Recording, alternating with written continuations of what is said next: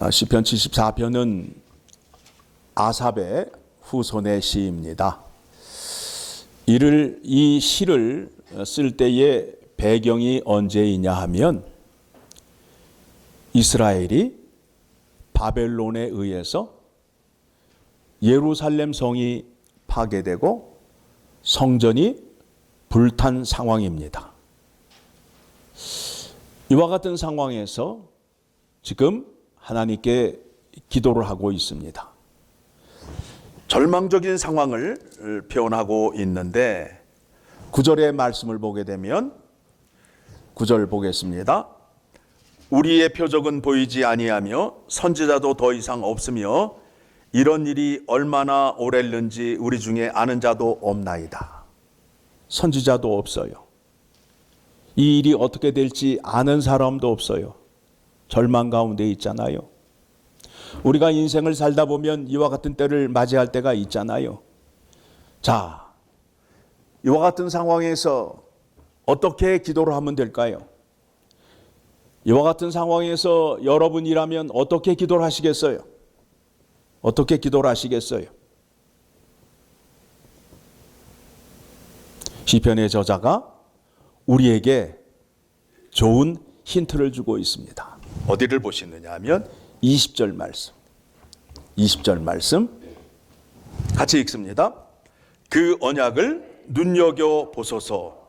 무릇 땅의 어두운 곳에 포악한 자의 처소가 가득하나이다. 지금 하나님께 뭐라고 기도를 하고 있어요? 언약을 기억하라는 거예요. 언약을 기억하라는 거예요. 아브라함과 이삭과 야곱과 맺은 언약을 기억하시고 모세와 맺은 언약을 기억하소서라고 지금 기도를 하고 있어요. 자, 그러면 어떤 언약을 하였는지 이제 말씀을 찾아보도록 하겠습니다. 자, 하나님께서 애굽 땅에서 종살이 노예로 살고 있는 이스라엘 백성들을 구원하기 위하여 누구를 보내지요? 모세를 보내잖아요. 그렇죠? 네. 자, 출애굽기 6장으로 갑니다. 출애굽기 창세기 다음에 출애굽기 6장을 가게 되면 이제 하나님께서 모세를 통하여 이 백성들을 꺼내시는 이유가 있어요. 그런데 그게 다 뭐라고요? 약속 때문에 그렇다는 거예요. 약속 때문에. 약속 때문에. 주의 약속하신 말씀 굳게 서서. 말씀 위에 굳게 서서. 우리 찬양 불렀잖아요. 자, 5절 같이 읽습니다. 이제 애굽 사람이 종으로 삼은 이스라엘 자손의 신음소리를 내가 듣고 나의 언약을 기억하노라. 하나님께서 누구와 맺은 언약을 기억하고 있다고요? 예. 구체적으로 말하게 되면 아브라함과 이삭과 야곱에게 약속하신 말씀을 기억하시고 이제 이 백성들을 구원해내는 거예요. 자, 6절 말씀 시작. 그러므로 이스라엘 자손에게 말하기를 나는 여호와라. 내가 애굽 사람의 무거운 짐 밑에서 너희를 빼내며 그들의 노역에서 너희를 건지며 편팔과 여러 큰 심판들로서 너희를 속량하여 7절 시작. 너희를 내 백성으로 삼고 나는 너희의 하나님이 되리니 나는 애굽 사람의 무거운 짐 밑에서 너희를 빼낸 너희의 하나님 여호와인 줄 너희가 알리라. 내가 아브라함과 이삭과 야곱에게 주기로 맹세한 땅으로 너희를 인도하고 그 땅을 너희에게 주어 기업을 삼게 하리라. 나는 여호와라 하셨다 하라. 이스라엘 백성들을 구원하면서 모세에게 뭐라고 말씀하고 있느냐 하면 내가 너희의 조상 아브라함과 이삭과 야곱에게 이렇게 약속을 했다. 그래서 이제 이 약속을 지키는 하나님이라 소개하라 라고 말씀하면서 7절의 말씀을 보게 되니까 너희를 내 백성으로 삼고 나는 너희의 하나님이 되리니 내가 너희를 구원해서 너희는 나의 백성이 되고 나는 너희의 하나님이 될 것이다 라고 약속을 하였습니다. 자, 그렇다면 이번에는 모세와는 어떻게 언약을 맺었는지 이제 약속의 말씀을 또 찾아보겠습니다. 자, 출애굽기 19장을 가게 되면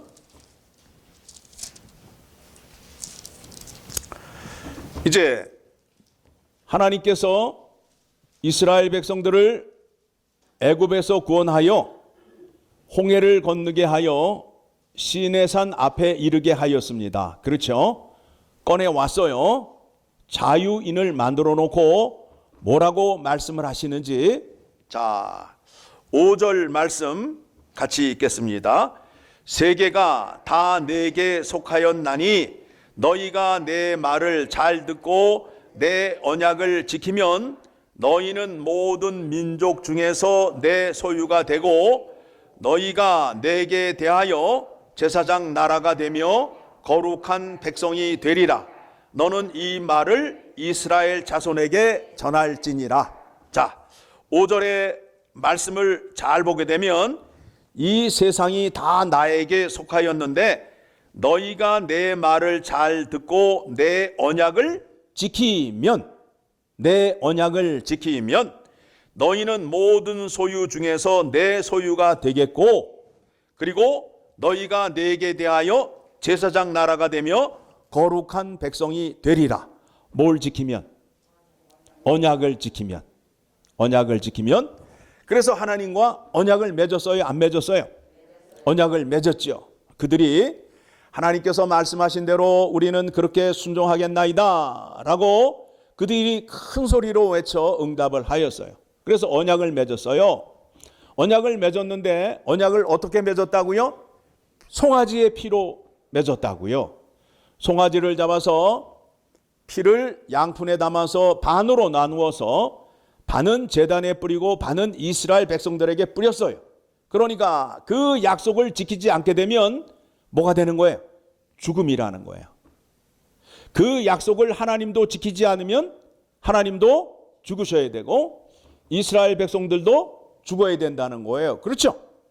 자, 그러면서 신명기 28장의 말씀을 보게 되면 축복과 저주로 우리에게 말씀을 소개하고 있잖아요. 내가 너희에게 명령한 규례와 법도를 지켜 행하면 들어와도 복을 받고 나가도 복을 받고, 그런데 만일 너희가 그 명령과 규례를 지켜 행하지 아니하면 저주를 받을 것이다. 그래서 내 자녀들이 다른 민족에게 빼앗길 것이고 또 너희를 이 땅에서 끌어내어 이방으로 흩을 것이고 포로로 잡혀가게 할 것이다 라고 약속의 말씀 가운데 있어요? 없어요? 있다고요. 그러니까 축복도 약속, 저주도 약속의 범위 안에 있음을 말씀하고 있습니다. 자, 그렇다면 이스라엘 백성들이 하나님 말씀에 순종을 했습니까? 안 했습니까? 안 했지요. 우상 숭배하고 이웃을 사랑하지 않았어요. 자, 율법의 말씀을 두 문장으로 줄이면 뭐가 되죠? 하나님 사랑, 이웃 사랑이 되잖아요.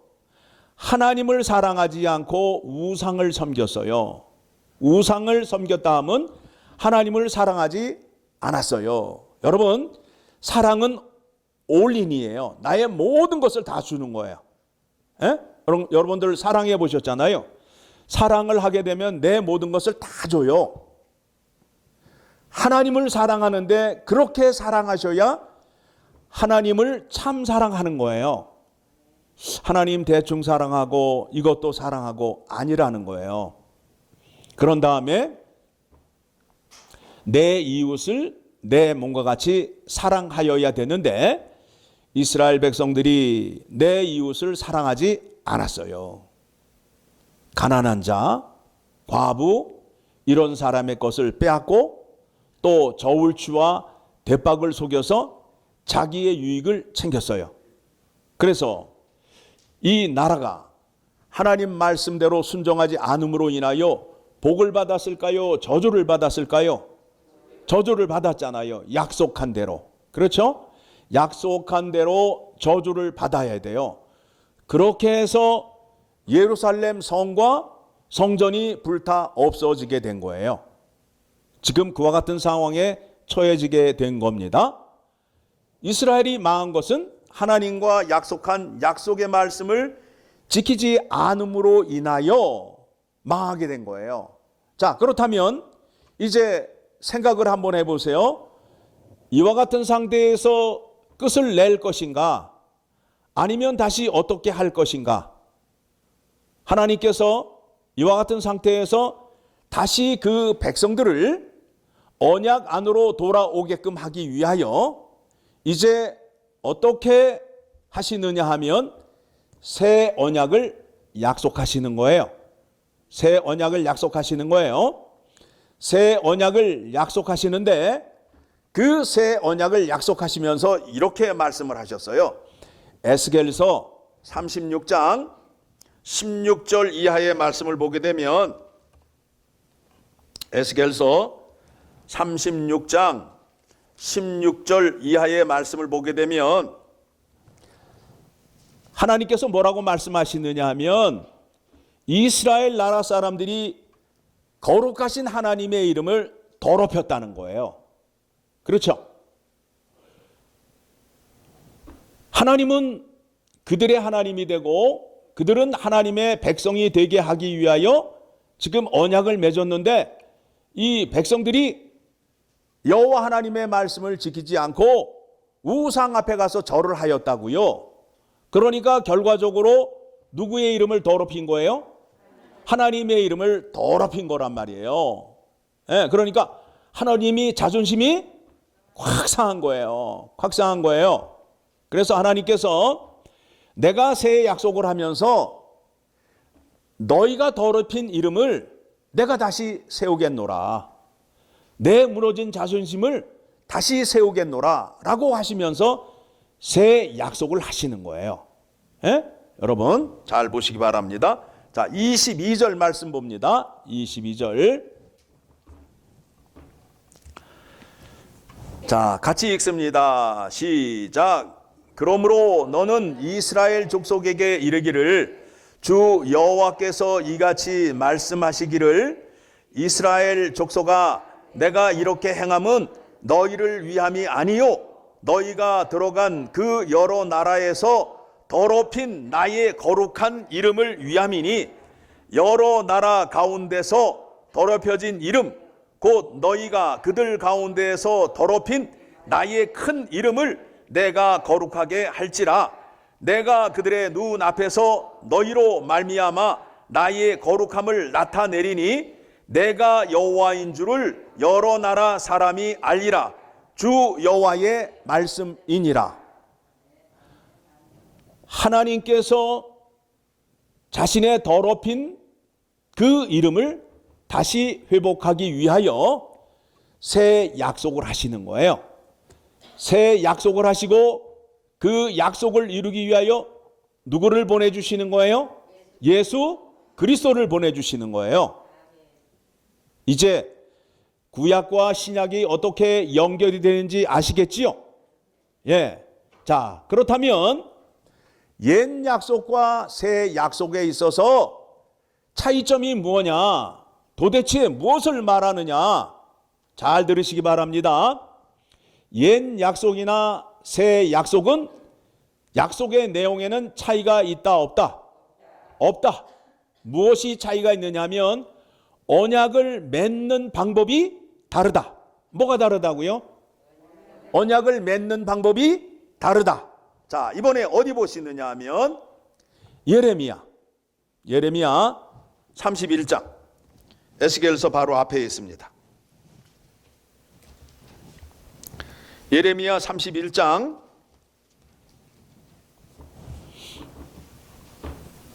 여러분 예수 그리스도를 왜 믿는지 구약의 말씀과 신약의 말씀이 어떻게 연결이 되는지 알고는 믿으셔야 될 거 아니에요.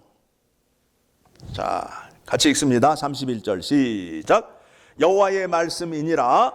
보라, 날이 이르리니 내가 이스라엘 집과 유다 집에 새 언약을 맺으리라. 지금 이 상황이 같은 상황이에요. 지금 시편 74편에 아삽의 후손이 시를 기록할 때의 상황과 지금 예레미야가 이 말씀을 전할 때의 상황이 같은 시대가 되는 거예요. 같은 시대가 되는 거예요. 자, 32절 시작. 이 언약은 내가 그들의 조상들의 손을 잡고 애굽 땅에서 인도하여 내던 날에 맺은 것과 같이 아니할 것은 내가 그들의 남편이 되어서도 그들이 내 언약을 깨뜨렸음이라. 여호와의 말씀이니라. 자, 하나님께서 모세와 언약을 맺을 때에 어떻게 언약을 맺었느냐 하면 신랑과 신부가 언약을 맺는 방식으로 언약을 맺으셨다는 거예요. 여러분, 이 땅 위에서 사람들이 언약을 맺을 때에 가장 성결하고 성스럽게 맺는 언약식이 뭐냐면 결혼식이에요. 결혼식이에요. 그렇죠? 예. 자, 여러분, 집을 사러 가실 때나 차를 사러 갈 때 흰 드레스를 입고 가서 사인하세요? 들러리를 세우고 가서 사인하세요? 아니라고요. 목욕 싹 하시고 화장하시고 그렇게 가세요? 아니란 말이에요. 가장 성스러운 언약을 맺는 것이 결혼식이에요. 그래서 그와 같은 방법으로 하나님과 이스라엘 백성이 언약을 맺었어요. 하나님은 신랑이 되시고 이스라엘 백성은 신부가 되어서 언약을 맺었어요. 그러면서 결혼식에서 이제 그 주례사가 주례사를 하잖아요. 그러면서 잘 살고 그러면서 이제 약속을 하잖아요. 신랑 신부가 약속을 하잖아요. 예. 신랑은 어떻게 할 것이며 신부는 어떻게 할 것이며 라고 그 묻는 말에 대답을 함으로 인하여 이제 그 두 사람이 결혼이 성립이 되는 그와 같은 과정을 우리가 결혼식에 가서 많이 봤잖아요. 그렇죠? 그 약속을 맺은 약속의 말씀을 돌판에다가 새겨줬다고. 돌판에 새겨준 게 뭐예요? 십계명을 새겨줬잖아요. 그렇죠? 그러니까 네가 나의 백성이 되고 나는 너의 하나님이 되기 위해서는 이스라엘 백성은 이 십계명을 지켜야 된다, 지키지 않아야 된다. 지켜야 된다는 거예요. 그러니까 그 계명을 지키지 않게 되면 결혼이 어떻게 되는 거예요? 파기가 되는 거라고. 파기가 되는 거예요. 그래서 한쪽에는 하나님 사랑, 한쪽에는 이웃 사랑으로 되어 있잖아요. 그런데 하나님을 사랑하라고 했더니 하나님을 사랑하지 않고 우상을 숭배하고 우상을 사랑했다고. 그러니 그 결혼이 성립이 되겠어요? 파기가 되겠어요? 파기가 됐잖아요. 그 약속의 말씀을 돌판에 새겨줬다고. 그러니까 돌판을 쳐다보지를 않는 거야. 새 약속을 맺으면서 약속의 말씀을 이제 돌판에 새겨주는 게 아니라 어디에다 새겨준다고요? 우리 마음 안에다 새겨준다고. 이제 나는 하나님 말씀을 모르는데요, 전혀 들은 바가 없는데요, 이렇게 오리발 내미지 못하게끔 어디에 새겨놨다고요? 마음판에 새겨놨다고. 그게 새 약속이에요. 자, 33절 말씀 읽겠습니다. 32절 말씀 우리가 읽었나요? 예, 33절 말씀. 자, 같이 읽습니다. 시작.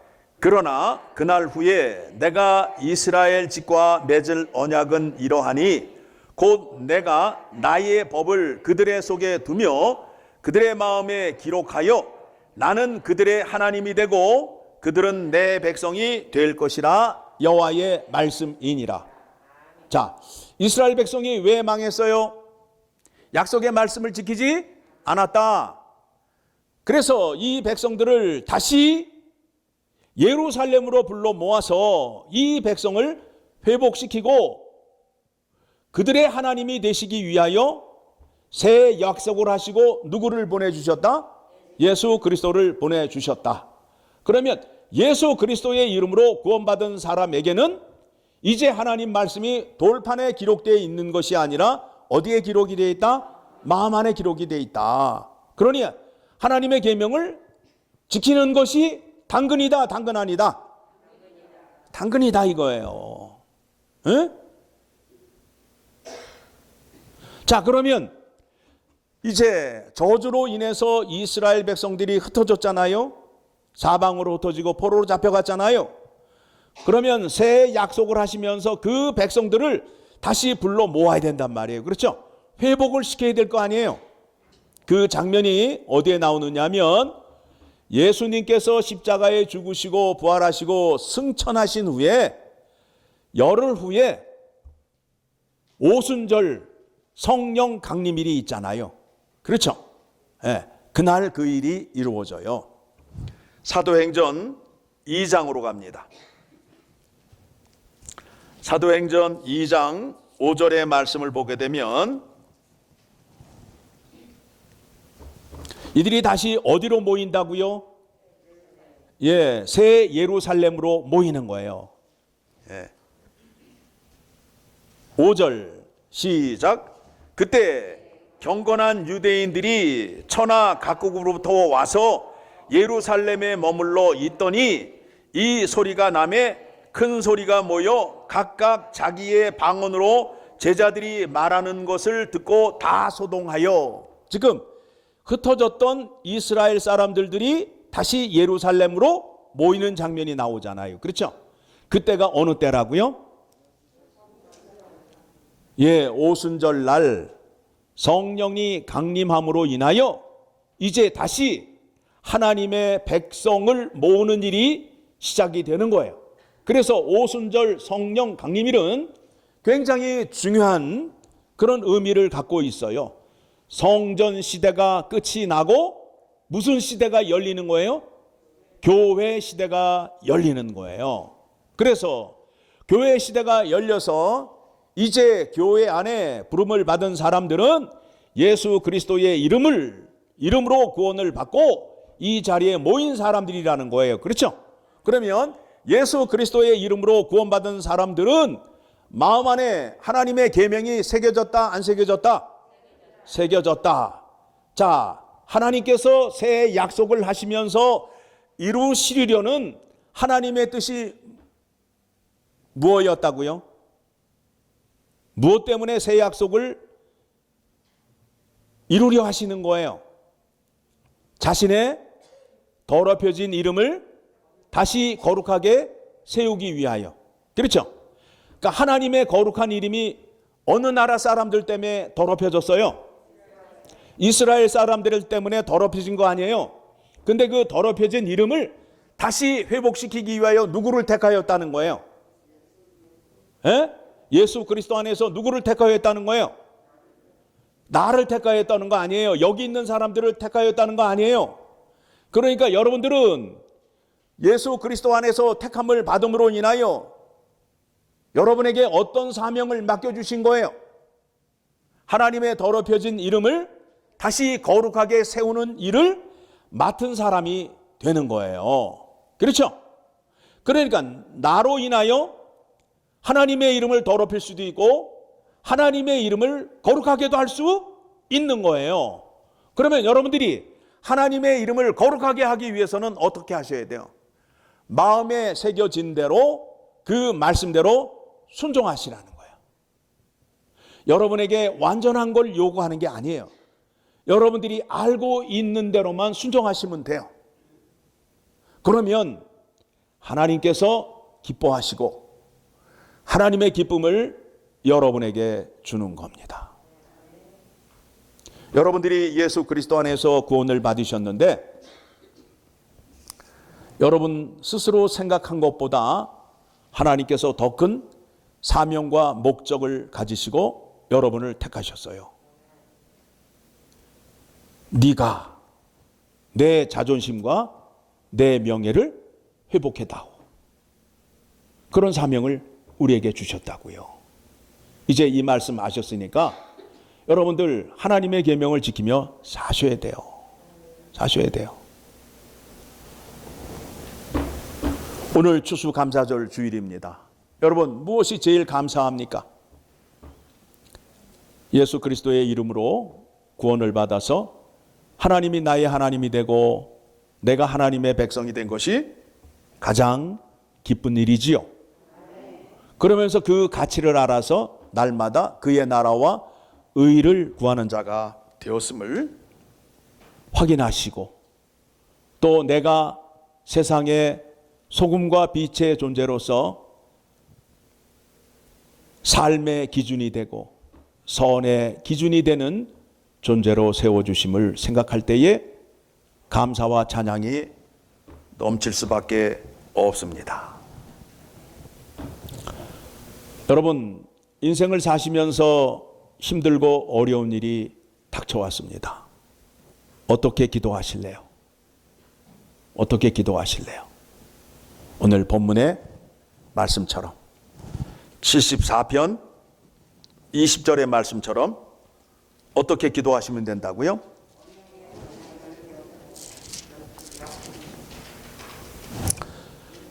언약을 눈여겨 보소서.